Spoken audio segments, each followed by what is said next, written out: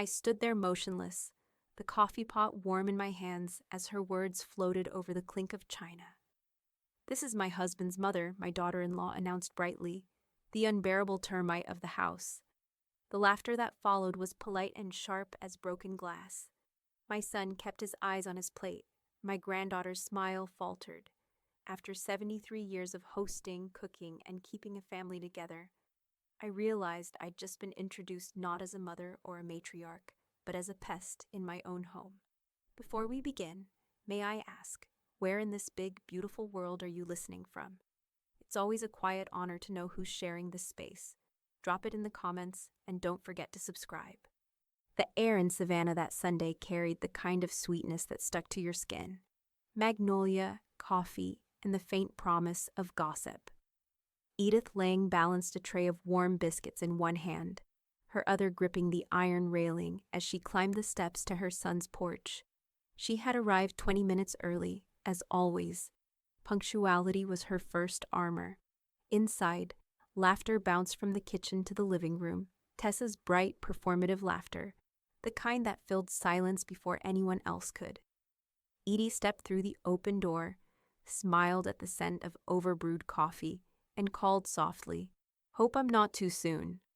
Tessa turned from the counter, a silk blouse the color of pale champagne, hair pinned like a television anchor's. "Oh, Edie, early of course," she said, tone stretched tight with courtesy. "You didn't have to bring anything." "Habit," Edie replied, setting the tray down. "People never say no to buttermilk biscuits."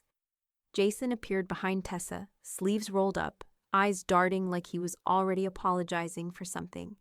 "Hey, Mom, looks great in here, doesn't it?" Edie nodded, taking in the rearranged furniture, the new drapes, every trace of her late husband's taste scrubbed out. "It looks different," she said, softly enough to sound polite. Guests began to arrive in waves of perfume and pastel dresses. Tessa ushered them toward the table with the kind of enthusiasm only ambition could fuel. She moved between them like a hostess running for office. "This is the sunroom. Oh, we had to repaint. The old color was so heavy. And this is my husband's mother," she said suddenly, loud enough to slice through the chatter. "Edie Lang, the unbearable termite of the house." The laughter came quick and uncertain, brittle as fine china cracking. Someone muttered, "Oh my," under their breath. Jason's jaw worked once, twice, before he looked down and pretended to pour himself more tea. Edie felt the words land, not on her heart, but somewhere deeper, somewhere colder. Termite, the word crawled, but she smiled the way Southern women had for generations, controlled, cordial, lethal. She stepped forward, hands steady, and said, "Careful now, dear. You don't want me chewing through your baseboards." The room erupted in a fresh wave of nervous laughter. Edie turned, reached for the coffee pot, and began serving as if nothing had been said at all. The rest of the luncheon was a ballet of small humiliations disguised as hospitality. Tessa bragged about her design firm, about how she rescued this old home from clutter, about the lucky inheritance that allowed them to start fresh. Each boast was a brick laid neatly over Edie's silence. When the guests finally drifted toward the porch with their iced tea and polite gossip, Edie cleared the dishes herself. Jason offered once, weakly. She declined. In the quiet kitchen, she ran her finger along the polished marble counter where her husband had once rolled biscuit dough on Sunday mornings. A small chip still marked the spot where he'd dropped his wedding band the day before surgery. She smiled faintly at the memory, then straightened her shoulders. "Edie, darling," Tessa called from the doorway, wineglass in hand, face framed in sunlight. "Thank you for coming. I hope you had fun. Everyone just adores you." Edie looked up, her smile calm, eyes unreadable. "Oh, I did, Tessa. I always enjoy learning what people think of me when they think I'm not listening." Tessa blinked, unsure if it was a jab or a joke. "Well, bless your heart," she said finally, retreating with that polished grin. When Edie finally stepped outside, the air was heavier, the sky the color of wet silver. She placed the empty tray on the passenger seat of her car and sat for a long moment before starting the engine. The street was quiet except for the cicadas singing like 1,000 ticking clocks. Her phone buzzed. A message from Clara. "You okay, sugar?" Edie stared at the screen, then typed back. "Oh, better than okay." She dropped the phone into her purse, glanced once at the gleaming porch through the windshield, and smiled. Not the kind that reached her eyes, but the kind that promised movement. Something had shifted. Quiet and irreversible under that painted wood. And Tessa Lang had just given the termite her reason to chew. That night, the rain came slow and deliberate, tapping on the kitchen skylight like a polite reminder. Edie sat at the table with a single lamp on, the one with the yellow shade her husband had always hated. The house was too quiet. Every creak sounded like an opinion. On the table before her sat a teacup, half drunk, and the old metal deed box she hadn't opened in years. She had dusted it off from the top shelf of her pantry, where it sat beside her wedding album and the recipe card she no longer used. Her hands trembled slightly. Not from weakness, but from memory. The key turned with a sigh. Inside were documents layered like sediment. Her marriage license, insurance forms, tax receipts, and finally, the envelope marked property, Lang residence in her late husband's neat handwriting. She slid the papers out, smoothing them flat. There it was, her name, Edith Lang, beside Jason Lang, and, she paused, eyes narrowing, Tessa Lang, written in newer ink, dated 5 years back. She remembered that week vividly now, after her minor stroke, when she'd been foggy, and Jason had said, "Mom, let's just make sure everything's in order." She'd trusted him, trusted them. Now the black and white proof stared back at her like betrayal on letterhead. The rain thickened. She reached for her reading glasses and whispered, "Well, aren't we just the perfect little partnership?" Her phone buzzed again. Clara. "Still up?" the message read. Edie typed back. "Couldn't sleep. Found the deed. You were right. 3 names." Seconds later, her phone rang. Clara never liked texting when trouble smelled close. "Lord, I knew it," Clara's voice came through, sharp and comforting. "That woman's the kind who'd frame your curtains and then frame you if it paid." Edie smiled faintly. "Seems she already did. My name's first, though. That's not just pride talking, honey. That's majority ownership. You hold 2/3, your original half plus your late husband's remainder. She's a third, maybe a loud one, but still just a third." Edie leaned back, studying the ink. "So she can't sell, can't renovate, can't refinance." Clara chuckled. "Not without your blessing. 1/3 nuisance is easy to remove, sugar. You just have to know which drawer to open." Edie's eyes lifted to the rain-dark window. And which line to cross? After they hung up, she sat for a long moment, the lamp haloing her in soft gold. Then she reached for her notebook, the one she used for recipes once, and turned to a clean page. Across the top she wrote in careful block letters, "Find exit route." The next morning the world smelled of wet earth and distant thunder. Edie drove into town with her umbrella folded neatly on the seat beside her. Savannah's courthouse sat beneath moss-draped oaks, dignified and disapproving, as if judging everyone who walked through its doors. Inside, she found Miles Porter at his desk in the property records office, sleeves rolled, glasses slipping down his nose. He looked up and smiled the way a man does when a memory walks in wearing lipstick. "Well, I'll be," he said. "Edie Lang. Haven't seen you since you retired. You keeping out of trouble?"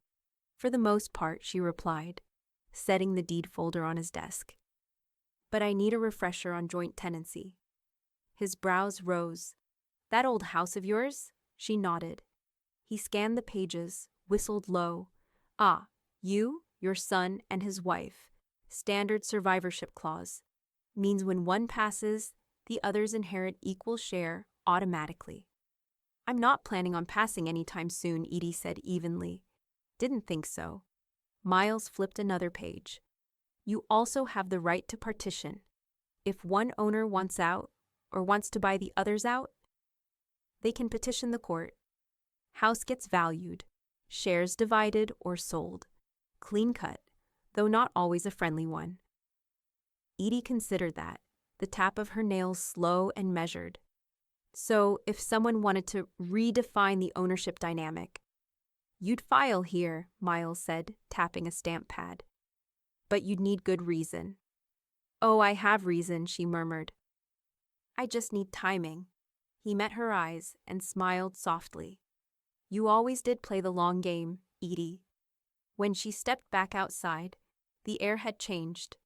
The humidity clung to her skin, and the Spanish moss swayed like a curtain being drawn open.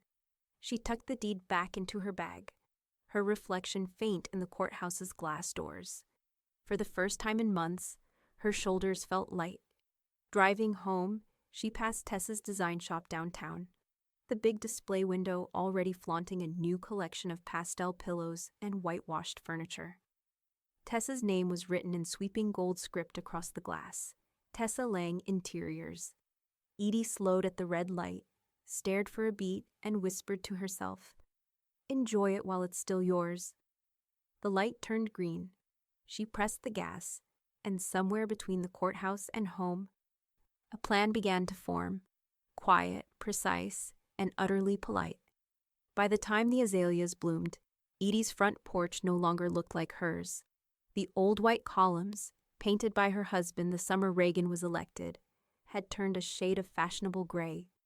The railings gleamed with a slick new finish, and someone had hung wicker lanterns where her hanging ferns used to sway. Edie stood at the edge of the walk, grocery bag tucked under one arm, staring up at the transformation. A sign on the lawn read, "Tessa Lang Interiors, Outdoor Harmony Project." Her lips thinned. "Well," she whispered, "the termites are nesting." From inside came the sounds of sanding, hammering, and a Bluetooth speaker blasting something breathy and modern. She stepped onto the porch, the boards slightly tacky from fresh paint, and called out, "Anybody planning to tell me we're under renovation?" Tessa appeared in cut-off jeans and a linen blouse, phone pressed between shoulder and ear. "Edie, you're back early. Don't worry. It's just a little facelift. Joint owner rights, you know." "Rights don't cover historic violations," Edie said calmly, setting her groceries down. "You filed a permit, I assume?" Tessa laughed, the kind of airy, practiced laugh that carried no apology. "Of course. Well, Jason did, I think." She waved a paintbrush toward the porch. It was all looking so dated. "You'll thank me when we list this place for a magazine shoot." Edie smiled faintly, not trusting her words to stay civil. That evening, invoices began to arrive. One for porch refinishing, another for exterior lighting, all addressed neatly to Mrs. Edith Lang. She opened each one, clipped them together, and slid them into a manila folder labeled Evidence. When Clara dropped by 2 days later, she found Edie sitting on the steps with a cup of iced tea, watching the painters pack up their ladders. "Good Lord," Clara said, hands on hips. "Looks like Pottery Barn threw up on your porch." "They call it coastal modern," Edie replied. "I call it stolen history." Clara glanced at the invoices stacked beside her. "They billing you?" "In my name, yes. Apparently termites like to charge the homeowner." Clara grinned. "You going to let her?" Edie looked at the gleaming paint, the place where her husband once carved their initials into the railing before sanding them out again, shy about sentiment. Not for long. Later that week, neighbors began stopping by. Some out of curiosity, others out of sympathy. Mrs. Dalton from across the street squinted up at the new shutters. "Well, Edie, this sure looks different. You doing all this yourself?" Edie smiled sweetly. "Oh no, dear. Termites like to think they own the wood, remember?" Mrs. Dalton blinked, uncertain whether she'd heard a joke or a warning. Inside, Jason was crouched over a laptop, papers spread across the dining table. "Mom," he said, looking up nervously, "Tessa just wanted to make things nicer around here. She's good at this stuff." "She's reckless," Edie replied, folding a fresh invoice into her file. "And she's putting her name on a house that isn't hers to fix." Jason sighed, rubbing his temples. "It's just paint. Don't make it a big deal." "Paint fades," she said softly. "Paper doesn't." That night, she called Clara again. Together, they sat at Edie's kitchen table, the air heavy with lemon polish and quiet anger. Clara spread out a blank form she'd printed from the county website. Unauthorized alteration notice, she explained. You're within your rights to file. She didn't get your consent as co-owner, and these renovations violate the preservation covenant. Edie read the fine print twice, her finger tracing the word structural changes without mutual authorization. We'll file it Monday, she said. Atta girl. Clara leaned back, sipping her tea. Make her explain herself under oath if you have to. Edie's eyes lifted to the window, where moonlight hit the porch railing, soft, silver, unrepentant. Oh, I intend to, but she won't see it coming in a shout. She'll hear it in a whisper. A horn honked outside. Jason's car lights flashed as he backed out of the driveway, the beam sweeping over the porch's new gray sheen. Edie stood there long after he left, one hand resting on the fresh paint. Beneath it, she could still feel the grain of old wood, stubborn and alive. When the wind rose, it peeled a small curl of gray paint from the corner post, a flaw in Tessa's perfect finish. Edie smiled. She plucked the chip loose, held it between her fingers, and dropped it into the evidence folder. Every nest, she murmured, starts with one crack. The morning Savannah sun hit the porch like judgment, bright, hot, and merciless. Edie watched the light crawl over the gray paint, bleaching it into something dull and soulless. The invoices still sat on the kitchen counter, paper proof of Tessa's trespass. By 9 o'clock, she had a name in mind, Martin Avery. He'd been one of her trainees back in her appraising days. Quiet as a church pew, sharp as a surveyor's nail. He still owed her a favor, or 3. When she called, he answered on the second ring. Edie Lang. I was wondering when I'd hear that voice again. Martin, she said warmly, you still carry your tape measure like a gunslinger? For you, I can dust it off, he replied. What's the job? My house, she said simply. I need an appraisal, and I need the truth, not the kind people smile through. He arrived 2 days later in a city truck, clipboard in hand and a camera hanging from his neck. Tessa wasn't home, thank God, but Jason stood uneasily in the doorway as Edie led Martin through each room. Everywhere they went, the house had changed in small, disrespectful ways. Crown molding replaced, paint too glossy for old plaster, fixtures from a catalog that had never seen real wood. Martin took notes in silence, his brow furrowed. You said this place was under preservation status? Still is, Edie replied. He whistled. Then whoever did these updates just racked up a handful of code violations. Wrong paint type, wrong materials, unapproved exterior modifications. These'll hurt the value, badly. Jason winced. Wait, you mean the improvements made it worse? Martin gave him a long, pitying look. In Savannah, authenticity's the currency. Strip that, you strip the value. Right now this house is worth less than it was 6 months ago. Edie nodded once, slow and deliberate. That's what I needed to hear. Later that evening, Clara spread the paperwork across Edie's kitchen table, her glasses perched low. Formal partition offer, she said, tapping the letterhead she'd drafted. You're offering to buy out their share at fair market value. Legally sound, impeccably polite. Edie leaned over the letter. And when she refuses, Clara's smile curved. Then we let the county handle it. Tessa wants to play homeowner. She'll learn what the term ownership liability feels like. When Tessa returned that night, her heels clicking like gunfire on the new porch boards, Edie was waiting in the parlor. Evening, Edie said, offering a sealed envelope. Tessa eyed it warily. What's this? An offer, Edie said, voice calm as a lake before a storm. Tessa tore it open, scanning the first page. You're offering to buy my share? Her laugh was sharp, practiced. Oh, Edie, you can't afford me. Edie didn't blink. That's why I'll let the city appraiser decide. Something in her tone, quiet, unbothered, wiped the smile off Tessa's face. Jason stepped in from the hall, his tie loosened, voice caught between loyalty and exhaustion. What's going on? Edie handed him a copy. A partition offer. I'm giving you both a chance to do this cleanly before I file it publicly. Tessa folded her arms. You wouldn't dare. Edie tilted her head, her faint smile returning. Tessa, dear, I've already done it. This is me being kind. The next morning, Miles Porter stamped the letter at the county clerk's office with a satisfying thunk. Officially recorded, he said, sliding it back across the counter. They've got 30 days to respond. After that, you can take it to court. Edie accepted the copy, the seal still warm beneath her fingers. 30 days sounds fair. Miles looked up.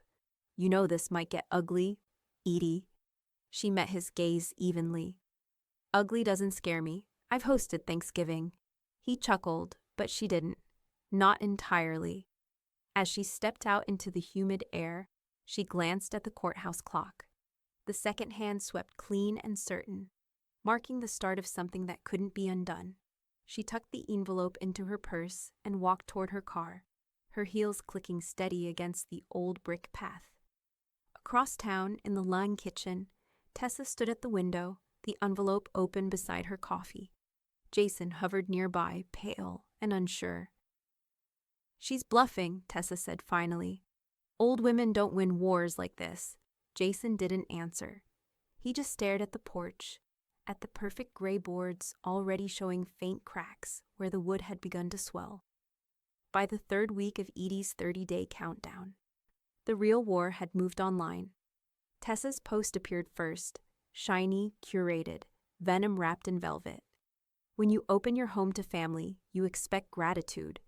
Instead, I'm being bullied out of my own house by someone who doesn't understand the meaning of sharing. Please send love and prayers as we deal with this painful situation. Below it, a filtered photo of Tessa in front of the gray porch, chin tilted just enough to suggest suffering without sacrifice. Within hours, hearts bloomed across the screen. Her design clients flooded the comments. You're so strong, babe. Family can be the hardest clients. Keep shining. Edie would have ignored it if the story had stayed in that digital fishbowl. But in Savannah, reputation traveled faster than rumor. By Tuesday, her phone started ringing. First, an old bridge partner. Edie, are you really suing your daughter-in-law? Then her pastor's wife, voice brittle with concern. We're all praying for peace in your home, dear. Edie sat on her porch, hands folded in her lap, the phone beside her, unread notifications piling up like fallen leaves. Peace, she muttered. That woman couldn't spell it if I handed her the P.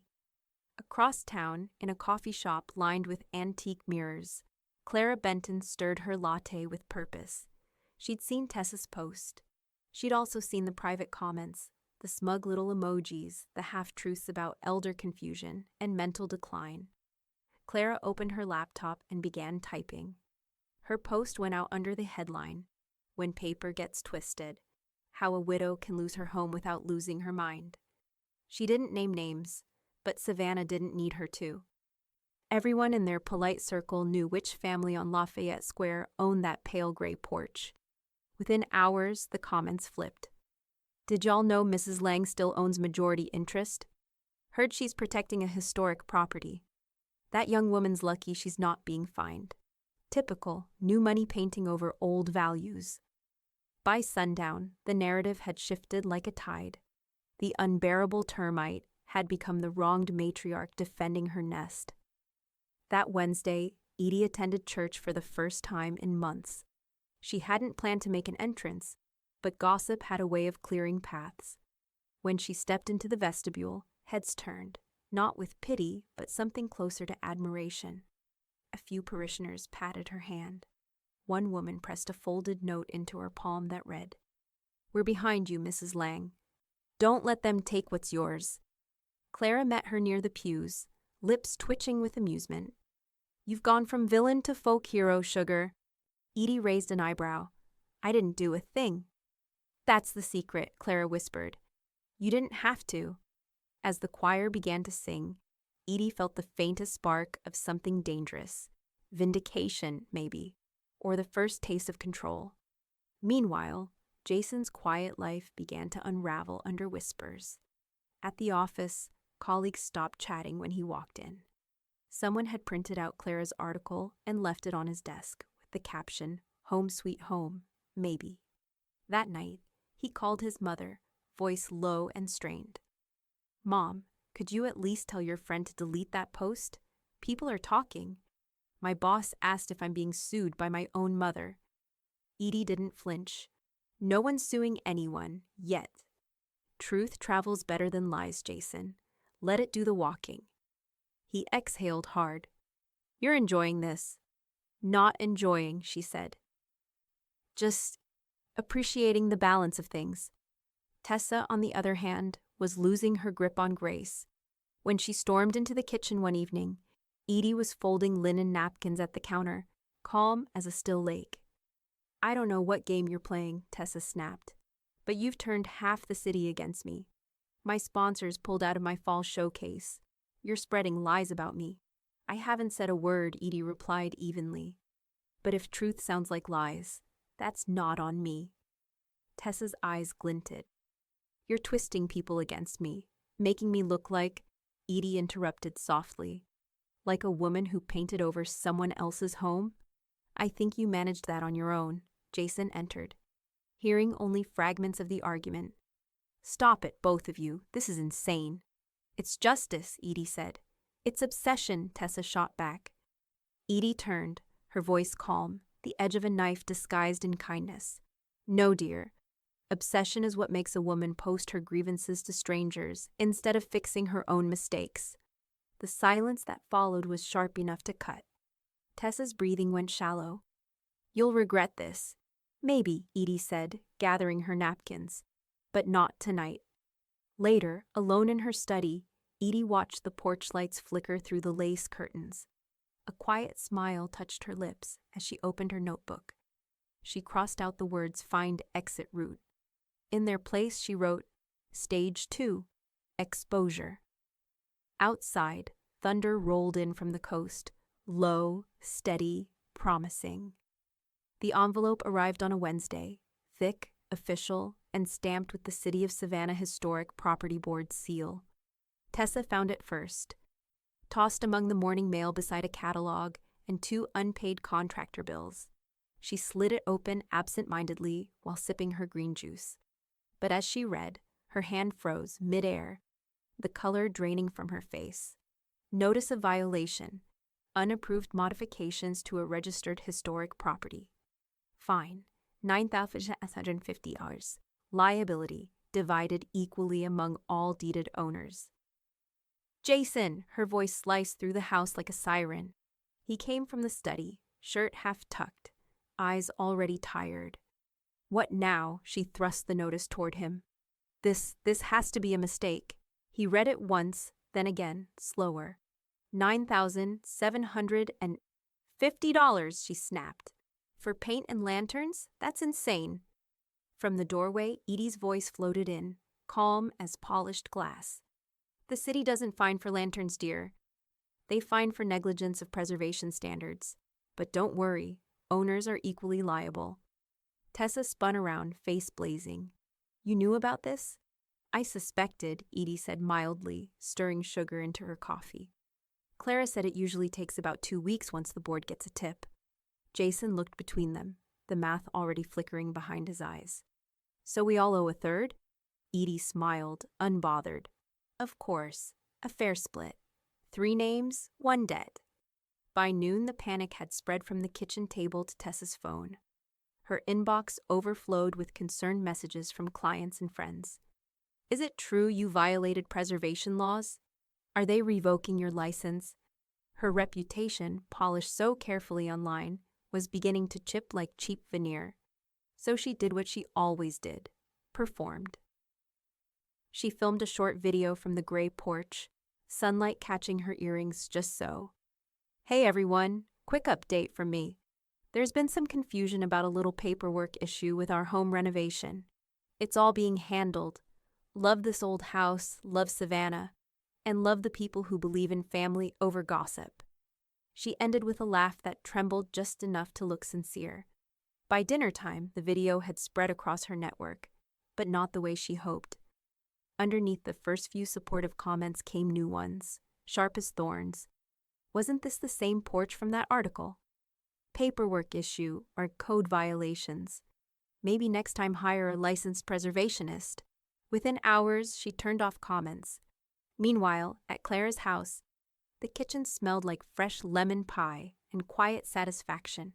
She sat across from Edie, scrolling through Tessa's failed PR campaign on her tablet. She's digging herself deeper, Clara said. All that varnish can't hide the rot. Edie took a sip of sweet tea. Patience, darling. Termites always trip over their own sawdust. Clara smirked. You think the board's done?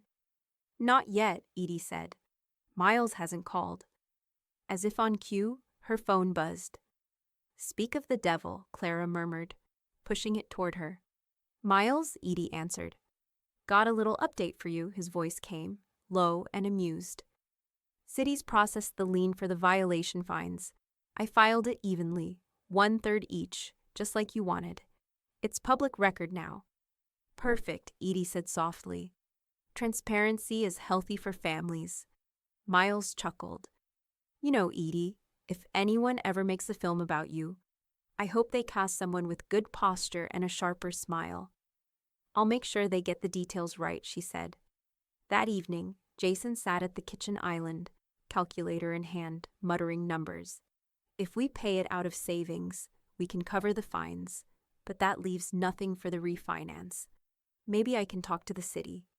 There's nothing to talk about, Edie interrupted gently. You share a deed. You share the debt. Tessa slammed her glass down. You're enjoying this. You think this makes you some kind of martyr? Edie didn't even look up. No, dear. It makes me a homeowner who reads her mail. Jason's hand came down hard on the counter. Enough. This can't keep going like this. Edie looked at him for a long moment, sadness flickering beneath her steady gaze. It won't, she said quietly. Sooner or later, paper will do what people can't. It'll tell the truth. That night when the house fell silent, Edie sat in her study with a small lamp and her open notebook. She turned to a fresh page, her handwriting neat and unhurried. Stage 3, debt exposure. Outside, rain began again, tapping against the window in even rhythm. Slow, relentless, like a countdown. She picked up the city's violation notice from her folder, smoothed its edges, and smiled faintly at the embossed seal. It was official, impartial, and signed by 3 names, each equally responsible. The storm outside deepened, thunder rolling across the square. Edie whispered to the empty room, equal rights, equal ruin. By the time the dogwoods bloomed, the house had gone quiet again, but it was the kind of quiet that hummed with calculation. Tessa stopped speaking to Edie except in clipped pleasantries, and Jason had developed a permanent tension between his shoulders. He spent most of his evenings at the dining table, running numbers on his laptop, whispering into his phone. Edie pretended not to notice. She tended her azaleas, polished the silver, paid the property tax early. The storm had passed, she told herself. But storms in Savannah didn't always end. Sometimes they just gathered strength out of sight. It began with a phone call. Mrs. Lang, this is Denise from Magnolia Savings and Loan. We're finalizing a refinance on your property, and we just need to verify your consent as a joint owner. Edie paused mid-pour, the coffee streaming neatly into her porcelain cup. I'm sorry, dear. You must have the wrong Lang. I haven't applied for any refinance. There was a shuffle of papers on the other end. No, ma'am. This is 317 Lafayette Square. Application lists 3 owners. Your son Jason and his wife Tessa initiated it. The system shows your name pre-checked for authorization. Edie smiled, but it didn't reach her voice. Pre-checked? Well, that's generous of your system. But I'm afraid my signature requires a pen, not assumption. The woman hesitated. Should I mark that as denied consent? Please do. And while you're at it, Edie said, setting down her cup, flag that file for fraud review. You'll save yourself a lot of paperwork later. By afternoon, the news reached Jason and Tessa like lightning through a copper wire. Tessa burst into the kitchen, phone clutched in her hand. You called the bank. I did, Edie said, slicing lemon for her tea. They seemed confused about my willingness to subsidize your ambition. Jason followed, pale, voice rising. You froze the application, Mom. Do you know what that does to our credit? We needed that refinance to pay the fines. Edie looked up slowly. And you thought the best way to fix that was to borrow more money, using a signature that wasn't yours to use? Tessa's jaw tightened. It was an oversight. The bank assumed— No, Edie said softly. You assumed. Jason slammed his fist lightly against the counter. You're ruining us. You're ruining me. Edie set the knife down carefully. No, Jason. I'm teaching you the meaning of ownership. Ownership has interest, and interest always comes due. The silence after that was heavy enough to feel like gravity itself. That evening, Edie met Clara at a cafe near the courthouse. The table between them was small, the kind meant for confidences and secrets. Clara slid a file across the surface. Affidavit of financial non-consent, she said. You sign this, we file it with the county and the bank. They can't so much as sneeze toward your assets without a paper trail now. Edie read it line by line, her pen poised. What happens next? Clara smiled thinly. The bank flags their account.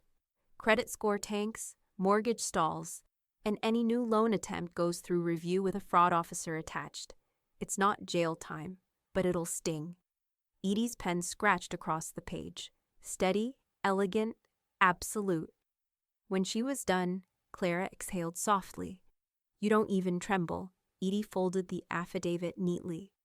I had a stroke 5 years ago, Clara. My hands only shake for things worth keeping. At home, Jason sat at the kitchen table, staring at his phone. The voicemail from the bank played again, Denise's apologetic tone explaining the temporary freeze due to ownership discrepancy. Tessa stood behind him, arms crossed, eyes hard. You said she wouldn't find out. She wasn't supposed to, he snapped. It was just a refinance. She'd have benefited too. Benefited? Edie's voice floated in from the doorway. From fraud? My, how generous you've both become. Jason stood, frustrated. We're drowning, Mom. The fines, the house, the gossip. It's all falling apart. Edie's expression softened for the briefest second. Then maybe it's time to stop pretending this house belongs to you. Tessa's breath caught. You're not winning, Edie. You're just isolating yourself. Darling, Edie said, her tone honeyed. I've been alone before. I find it restful. Later, as the clock in the hall struck 10, Edie sat at her desk with her ledger and her tea. The affidavit lay beside her, stamped and sealed. She opened her notebook again, adding a new line beneath her careful stages. Stage 4. Financial containment. Outside, the night was humid and still, the city quiet but watchful. She looked toward the porch, the one Tessa had painted gray, and whispered, When you build on someone else's foundation, you shouldn't be surprised when it sinks. By late April, the air in Savannah was thick enough to drink. Edie wore linen, carried a straw fan, and felt more composed than she had in years. She'd crossed lines quietly, step by step, one document, one clause, one careful phone call at a time. Now the finish line was in sight, and it was made of paper. Clara met her on the courthouse steps, fanning herself with a folded church bulletin. You ready for this, sugar? Edie smiled, small and precise. I was born ready for paperwork. Inside, the real estate attorney's office was cool and sterile. Metal file cabinets, humming fluorescents, a faint smell of toner. The man behind the desk, Mr. Callahan, was young enough to be her grandson, but carried the solemn air of someone who'd already buried his idealism under red tape. So, he said, flipping through the folder. Partition sale petition. You want to buy out the other owners? I'm offering them the same courtesy they offered my porch, Edie replied. Without the bad taste in paint. Clara chuckled. Just formalities, counselor. She's not bluffing. Callahan adjusted his glasses. Given your majority interest, Mrs. Lang. and the existing liens, this will move fast. The county won't force a sale if you're willing to buy their portion at appraised value. Edie folded her hands neatly. Then let's make it official, he nodded, sliding a set of papers across the desk.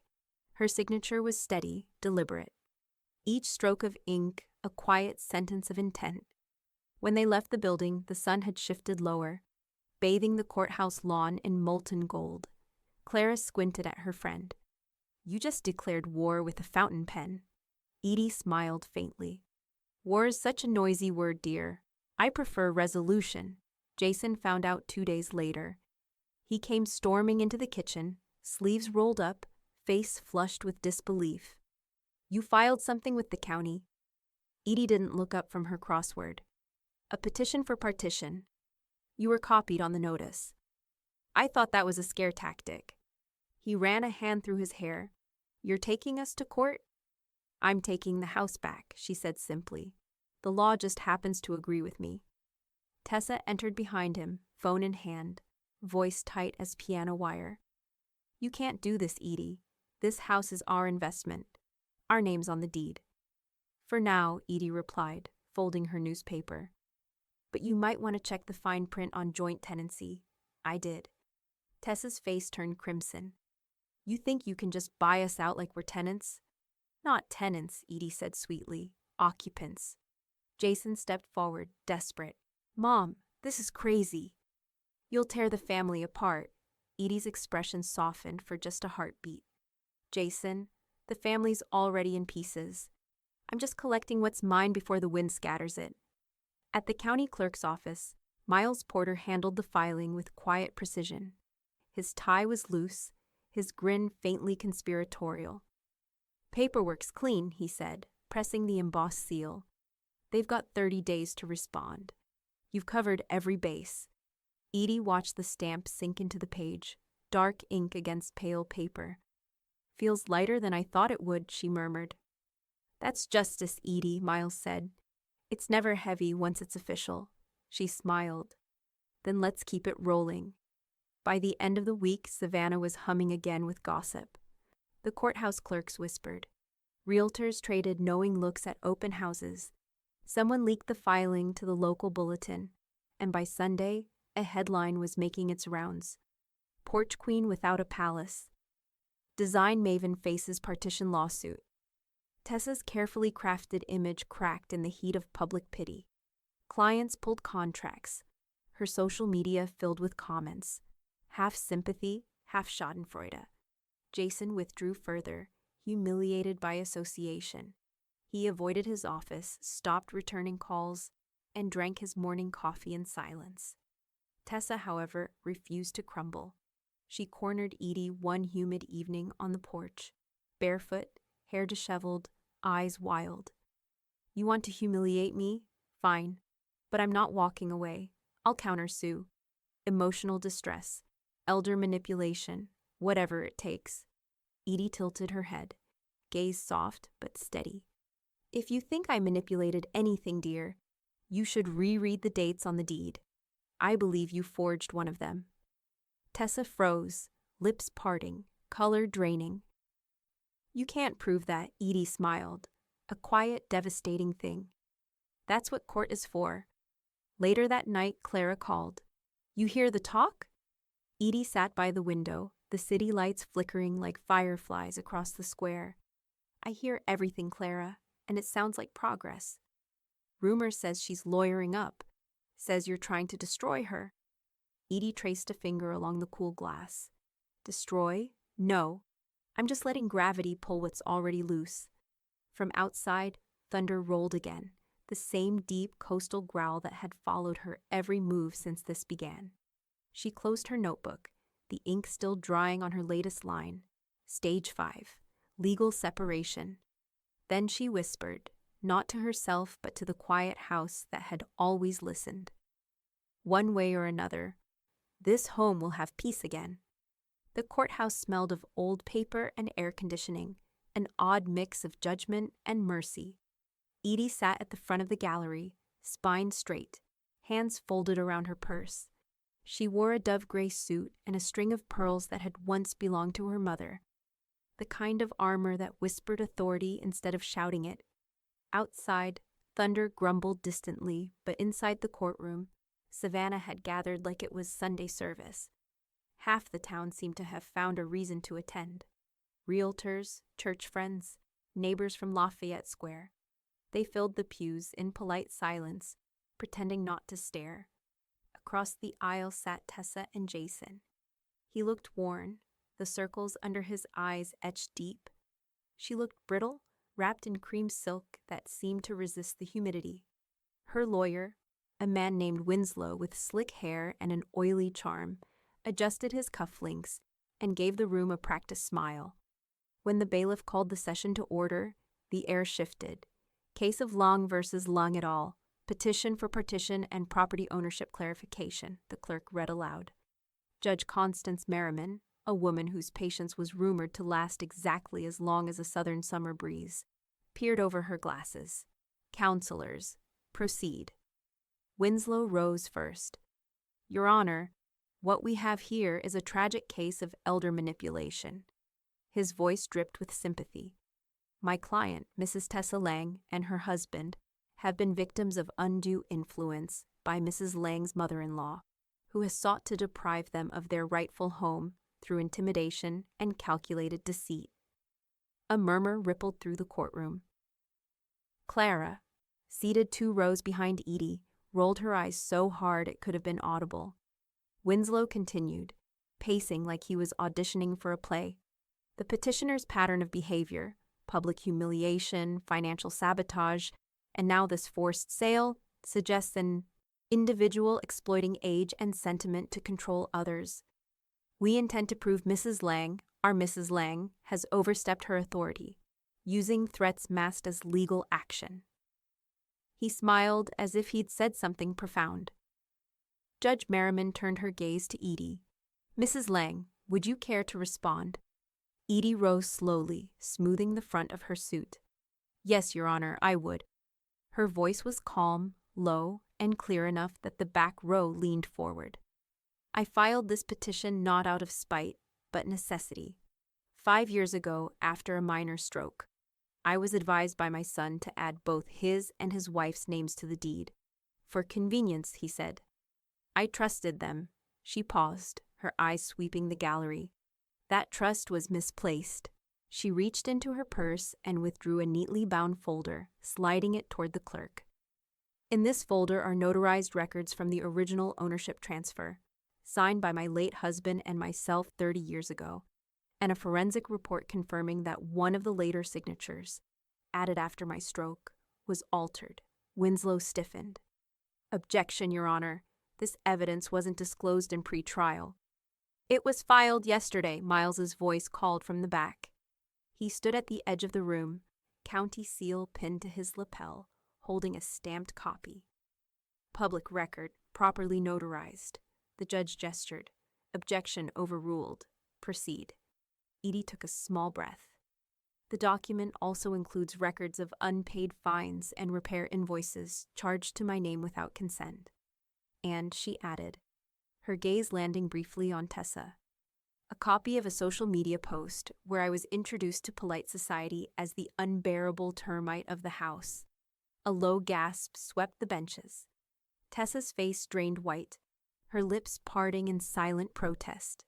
Judge Merriman's brow lifted. The unbearable what? Termite, Edie repeated evenly. Her words, not mine. The judge pinched the bridge of her nose. Good Lord, Winslow tried to recover. Your Honor, none of this negates my client's emotional suffering. Emotional suffering, the judge interrupted, does not override property law. She shuffled the papers before her. The deed is majority owned by Mrs. Edith Lang. The preservation violations, liens, and fraud alert have been substantiated. I find no grounds to deny her petition. Tessa's chair scraped violently against the floor. This is insane. You can't just hand her everything. Judge Merriman's gavel came down hard. Mrs. Lang, sit down. The gavel struck again, final as thunder. The petition for partition is granted. Mrs. Edith Lang may assume full ownership upon payment of the official valuation for the respondent's share, as determined by the county appraiser. Jason exhaled a broken sound. So that's it? The judge nodded. That's it. Afterward, the courtroom emptied slowly, like a congregation unsure how to leave a sermon. Jason lingered near the table, face pale, fingers trembling as he signed the release forms Miles handed him. Tessa refused to look at either of them. When it was done, Edie approached quietly. "Jason," she said, soft enough only he could hear. "I never wanted to fight you, but sometimes peace costs more than comfort." He didn't answer. His pen hung midair before he finally scribbled his name and pushed the document away. Edie gathered her copy, thanked Miles with a nod, and turned toward the double doors. The air outside was brighter, cleaner, almost cruel in its heat. Clara joined her on the steps. "Well," she said, fanning herself, "you just bought your house back." Edie smiled faintly. "No," she murmured. "I reclaimed it." The wind caught the hem of her skirt, lifting it gently as the thunder rumbled again in the distance. The house was silent again, but this time it was the silence of aftermath, not anticipation. Court had ended, the ruling was public, and Edie's name once again sat first and final on the county ledger. Still, there was one ritual left to complete.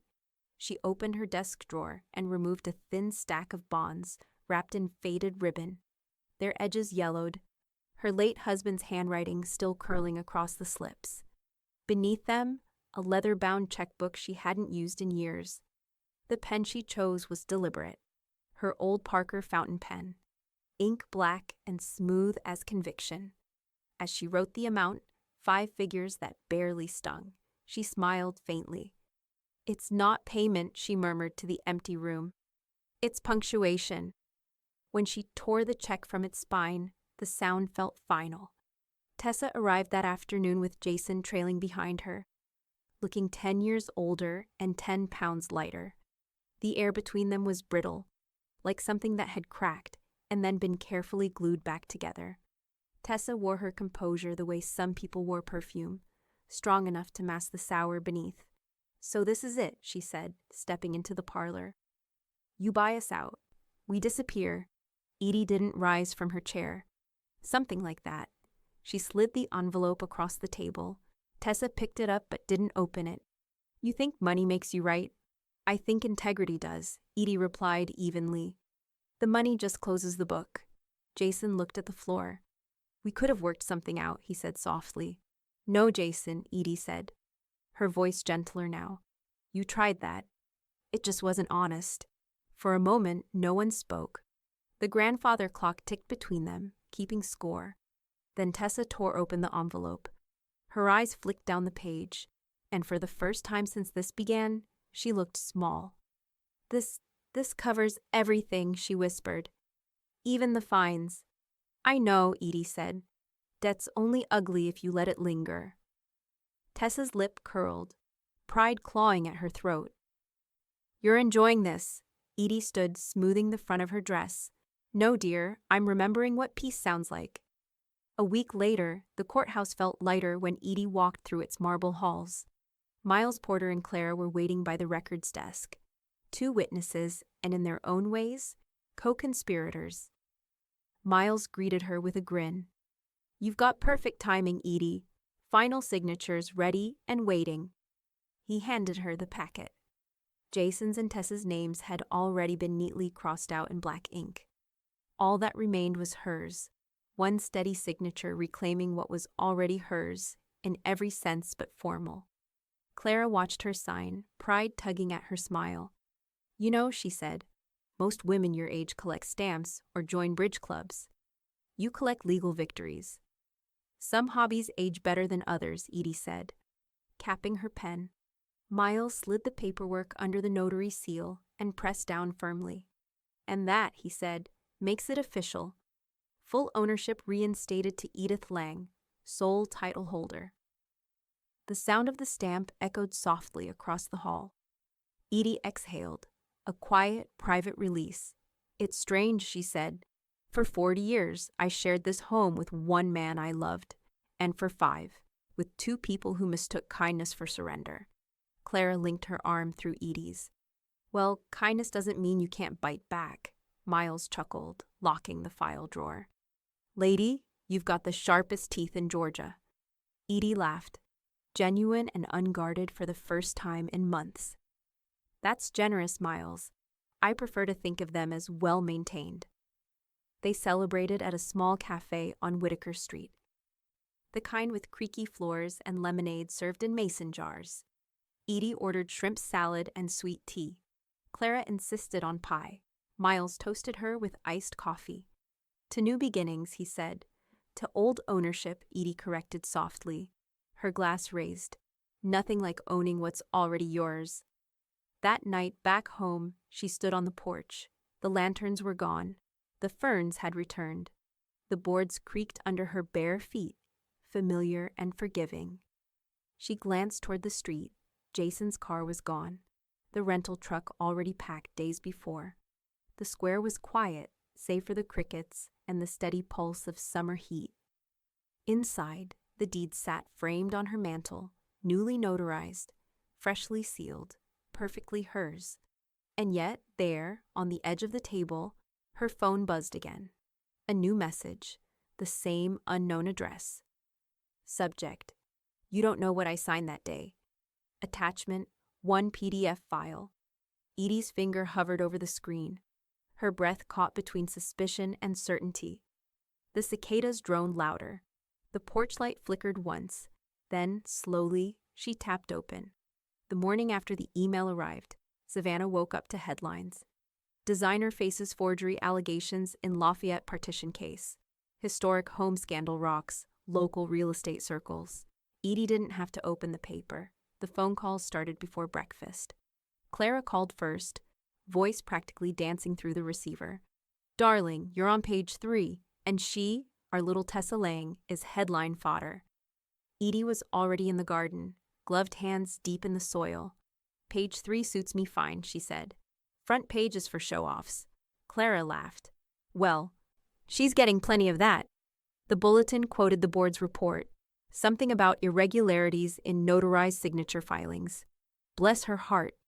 Bless it twice, Edie murmured, pressing a new row of hydrangeas into the earth.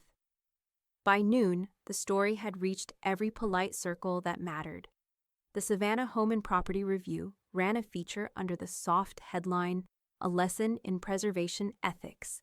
It detailed the city's findings, Tessa's unapproved renovations, the fines, and finally the forensic report proving one of the signature dates had been tampered with.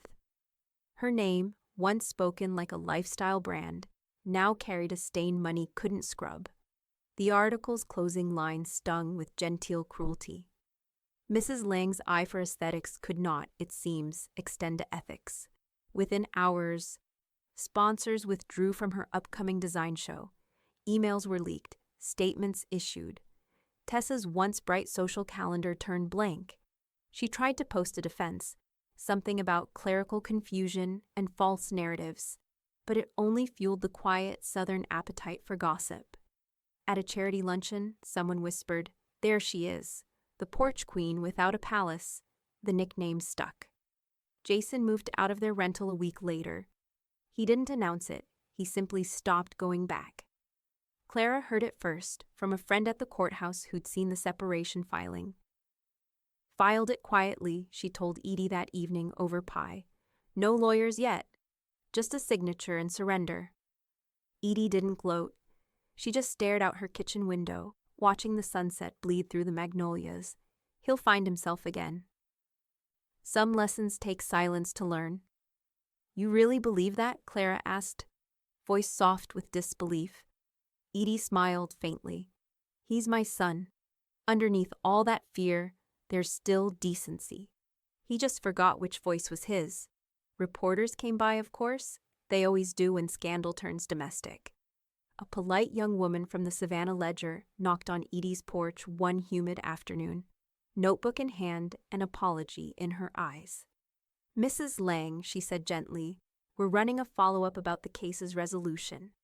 May I ask how you're adjusting now that the property's solely yours?"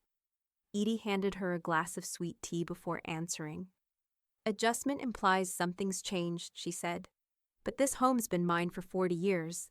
I'm just tending to what was neglected." The reporter nodded, scribbling fast.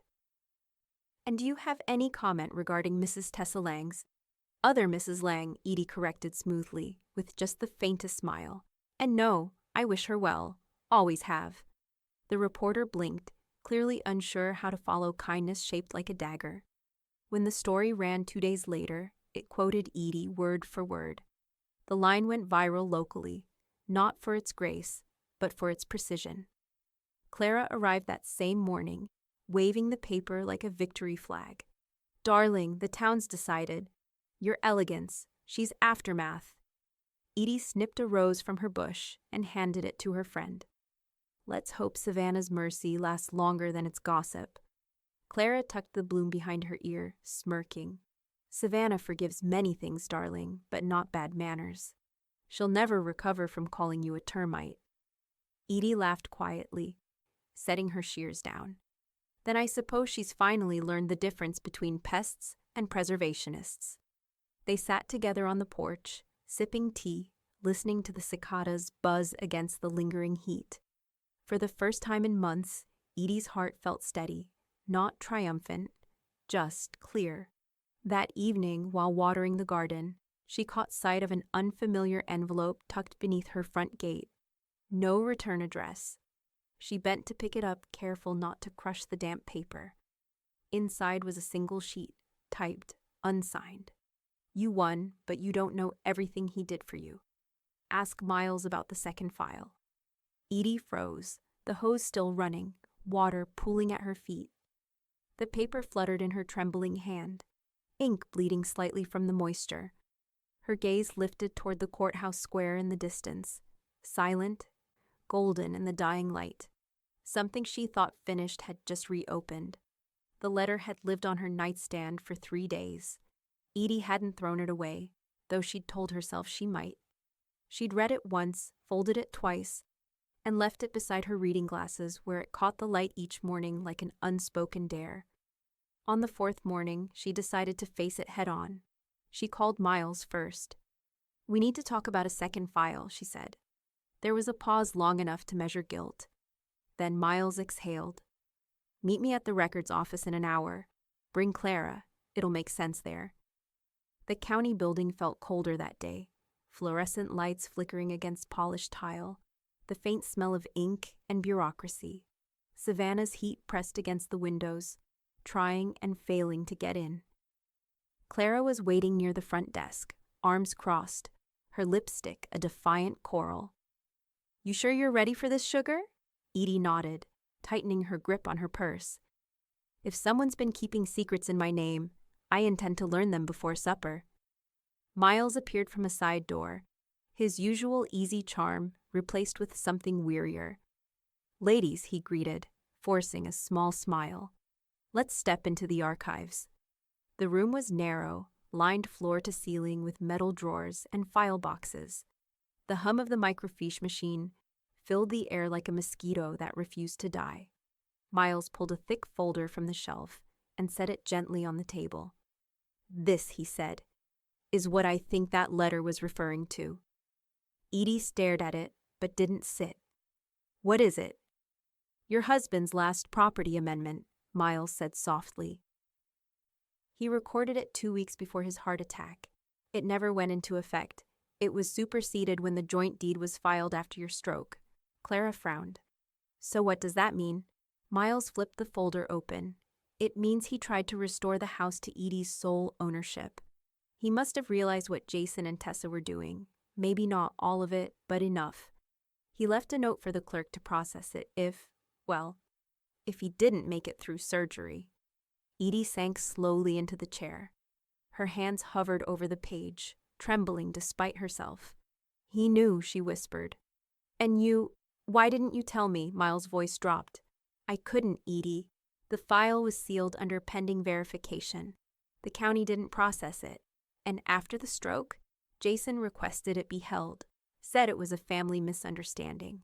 Clara muttered, "Family misunderstanding, my foot." Edie's throat tightened. She stared at her husband's looping signature, familiar and ghostly. "He tried to fix what they broke," she said. "He was always trying to spare me the mess." Miles nodded. "And now, Mrs. Lang, you get to finish what he started." They walked together to the records counter, a quiet procession of resolve. The clerk on duty, a young woman with an efficient bun and a polite smile, looked up. "You're here for the final deed transfer?" "Yes," Edie said, steady now. "File number 83LF. The clerk pulled the form, adjusted her glasses, and slid it across the counter. "This will finalize you as permanent owner of record. Sign here, please." Edie took the pen, its plastic warmth jarringly modern. For a moment, she imagined her husband standing beside her, smelling faintly of coffee and sawdust, murmuring about porch repairs. Then she signed. The clerk pressed the stamp against the page with a firm, echoing thud. Filed. Permanent owner of record. Miles grinned and raised his phone. "Hold still, Edie. History demands a picture." Clara groaned. "Oh, Lord, not another one of your courthouse selfies." "Just this once," Miles said, tapping the screen. "Smile, Termite Queen." Edie turned toward the camera, her eyes alight with humor and something deeper. "I prefer homeowner." The flash went off, freezing her triumph in a burst of sterile light. Clara reached into her bag and handed Edie a small wrapped box. "From me," she said. "Open it later, something to mark the day." Back home that afternoon, Edie unwrapped it carefully. Inside was a polished brass plaque, engraved in elegant script, "Lang House, established 1983. She held it against her chest for a moment, then whispered, "He'd have liked that." Later that evening, as twilight spilled over the square, Edie hung the plaque on the porch herself. The hammer rang true, each tap a punctuation mark on her story. But as she stepped back to admire it, her phone buzzed again. The same anonymous address. Subject, "If that's the real deed, ask who recorded the fake one."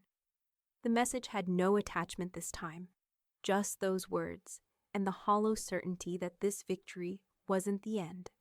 By the first week of October, the cicadas had quieted, and the air over Lafayette Square had that faint crispness that hinted at change.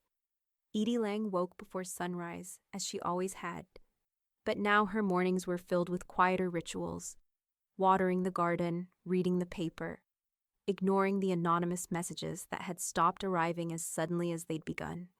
She didn't believe in ghosts, but she'd learned that paper could haunt you better than any spirit. The brass plaque gleamed on the porch, polished to perfection. Lang House, established 1983. Beneath it, another smaller one she'd ordered herself had just arrived from the engraver that morning. It sat in its packaging on the hall table, waiting for a moment that felt right. 2 months after she filed her last deed, Edie began renovating the guest house at the back of her property. What had once been Tessa's creative studio was gutted, scrubbed, and reimagined. No sleek gray paint, no glassy surfaces, no artificial light. She replaced them with wide plank floors, soft lamps, and a long farmhouse table positioned by the window. Clara had dropped by during the remodel, hands on hips as she surveyed the space. "You're really turning this into a retreat?" "For widows," Edie said, tightening her grip on a paint roller. "For women who still have stories to write, even if the world tells them to stay quiet." Clara grinned. "You'll have them writing revenge stories before week 2. Edie smiled faintly. "If they do, I'll make sure they end them properly." By Thanksgiving, the first group had arrived. 4 women from neighboring counties, each one carrying her own loss, her own silence. They filled the little cottage with the clatter of typewriters, coffee mugs, and laughter that sounded unfamiliar but welcome. At night, Edie could hear them reading aloud from the porch, voices rising like prayers. The Savannah Chronicle caught wind of the retreat and sent a journalist, thankfully not the same one who'd once asked about Tessa. He was young, eager, and unjaded. "Mrs. Lang," he said, setting his recorder on the table.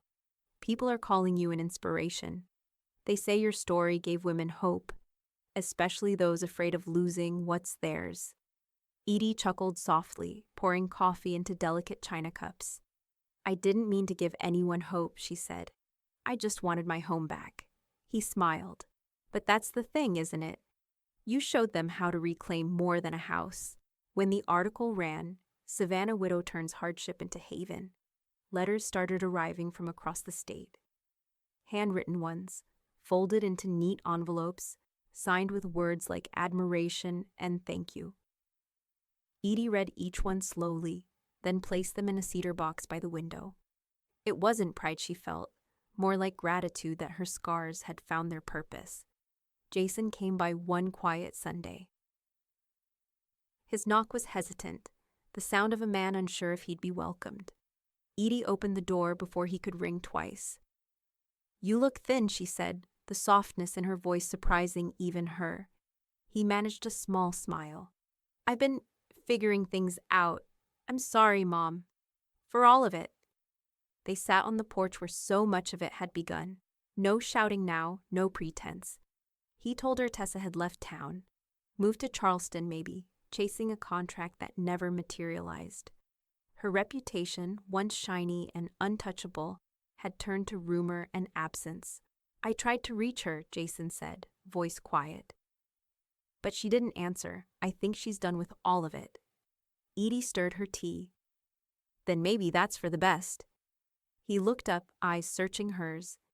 Can we start over? Not as mother and son with lawyers between us, just as family? Edie nodded slowly. If we start with honesty, that's the only currency that doesn't lose value. Jason exhaled, relief trembling in his shoulders. I can do that. They sat there a long time, watching the light slide down the street, neither speaking again until the sun began to drop behind the oaks. The next morning, Edie unpacked the smaller plaque she'd been saving. Brass like the first, but this one gleamed brighter, newer.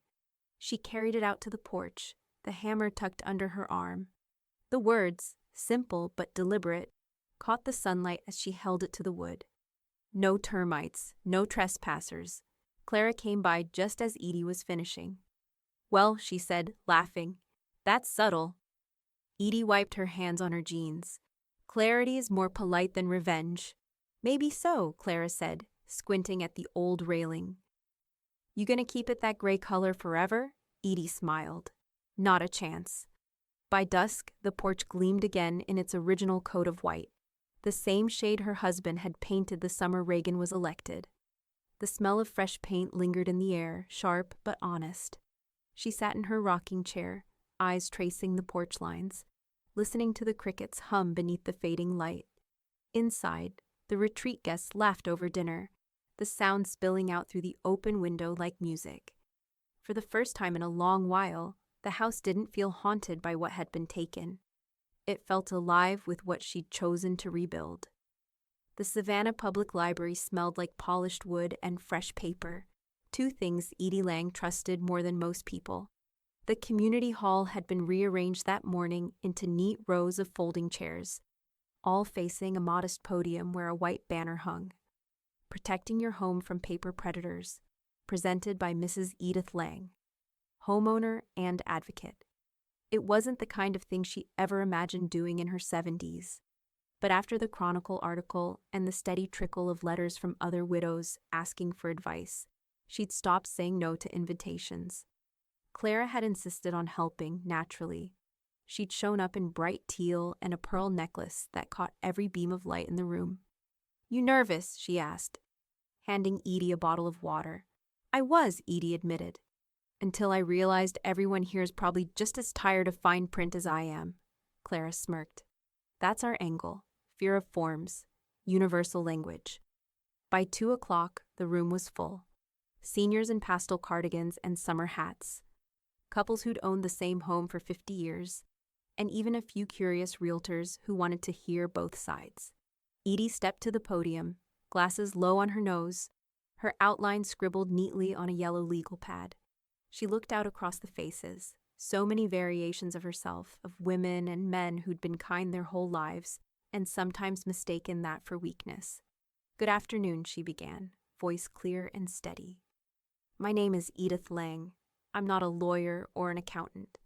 I'm just a woman who learned the hard way that paperwork can ruin peace faster than termites can ruin wood." A ripple of laughter warmed the air. She smiled. "I want to talk about vigilance, the kind that lives quietly in your filing cabinet, about knowing where your name appears and where someone else's doesn't belong, about reading the fine print before trust signs on your behalf." As she spoke, her rhythm grew natural, conversational. She told them how she'd nearly lost her home, how a single signature, added in her fog after a stroke, had nearly rewritten 40 years of her life. But she didn't name Tessa. She didn't need to. The lesson wasn't vengeance. It was prevention. Clara, sitting in the front row, nodded along like a proud stage mother. When Edie finished, the applause came slowly at first, then stronger, warm, respectful, genuine. Clara took the podium for the Q&A. "All right, y'all," she said, hands on hips. "Let's talk about how to keep our names where they belong, on our own mailboxes."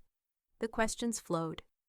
How to verify deeds, what kind of consent was required for joint loans, how to store legal documents safely. Clara answered with sass and humor, calling on Miles when anything required an official answer.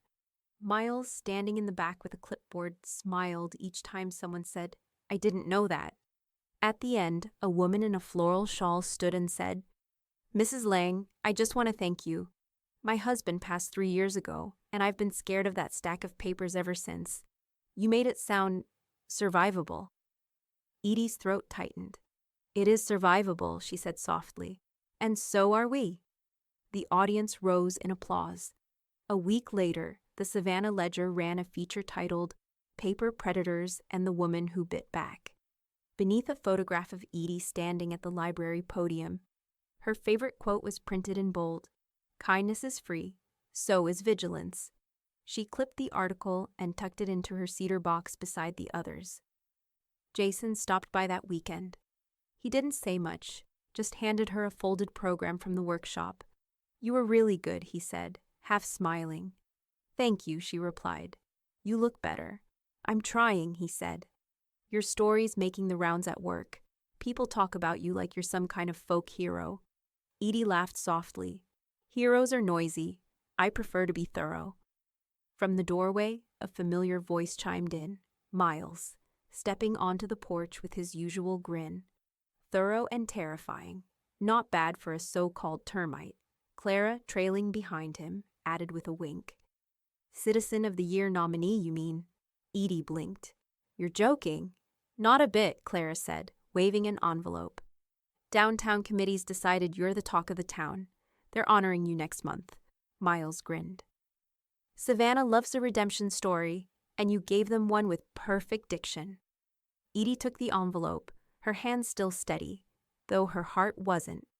"I never asked for any of this." "No," Clara said softly, "but you earned it." That night, as the crickets sang and the house glowed faintly through the open windows, Edie sat at her desk, the nomination letter spread before her. She reached for her notebook, the same one that once held words like "find exit route" and "debt exposure," and turned to a clean page. She wrote, "Stage 7, peace, if possible." But as she capped her pen, her phone buzzed once on the table. No message, just a notification, an automatic upload from her security camera. Motion detected. Back guest house. Edie's breath caught. The widow's retreat had been empty for 2 days. She rose slowly. The night around her suddenly too quiet. Dawn came slow to Savannah, the kind of morning that arrived on tiptoe, soft gold spilling through the moss, fog curling around the iron fences. On Lafayette Square, Edie Lang sat on her porch, wrapped in a linen shawl, the smell of fresh coffee mingling with honeysuckle. Beside her, Clara Benton stirred sugar into her mug, watching the horizon brighten. "Still can't believe you're up before the sun, sugar. Most women your age would be sleeping in after all this excitement."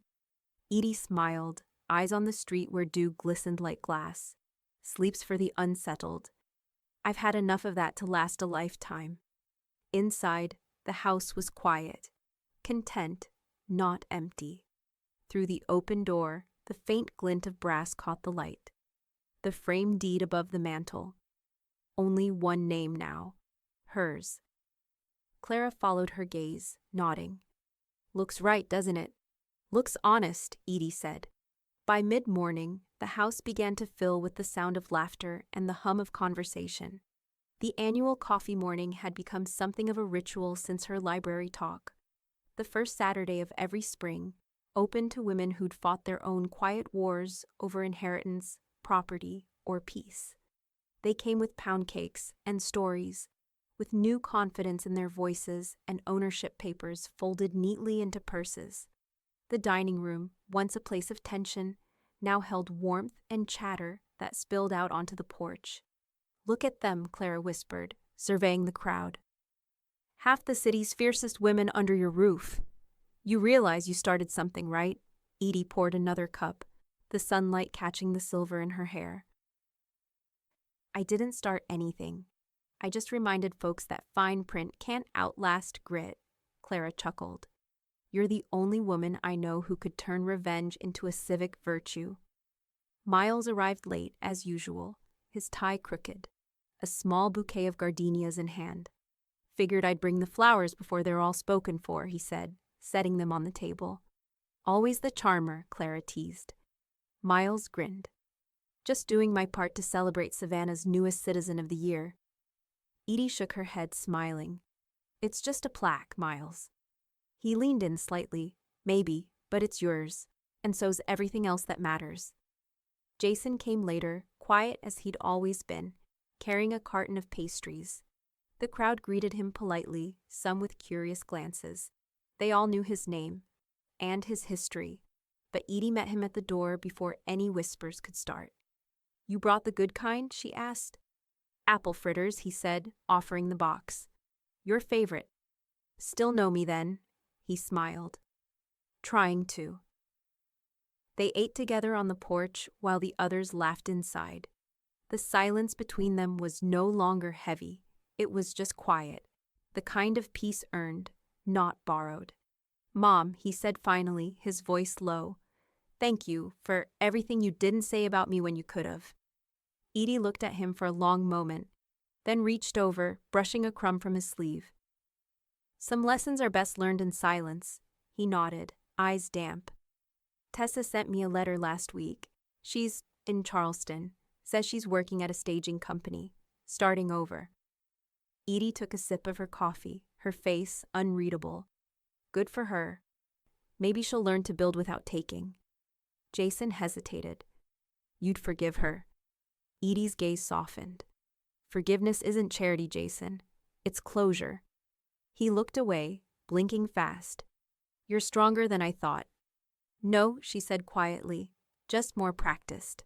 When the last guest left and the house settled back into its afternoon stillness, a reporter from the Ledger stopped by for a brief interview. She was young, polite, and clearly nervous. Mrs. Lang, she began, recorder trembling in her hand. It's been quite a year. People say you've become something of a local icon.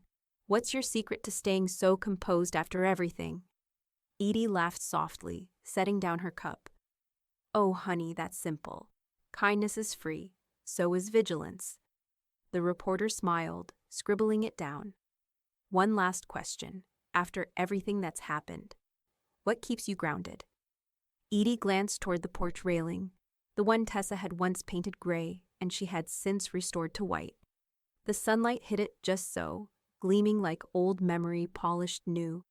She set her coffee on that same spot, its warmth seeping into the wood.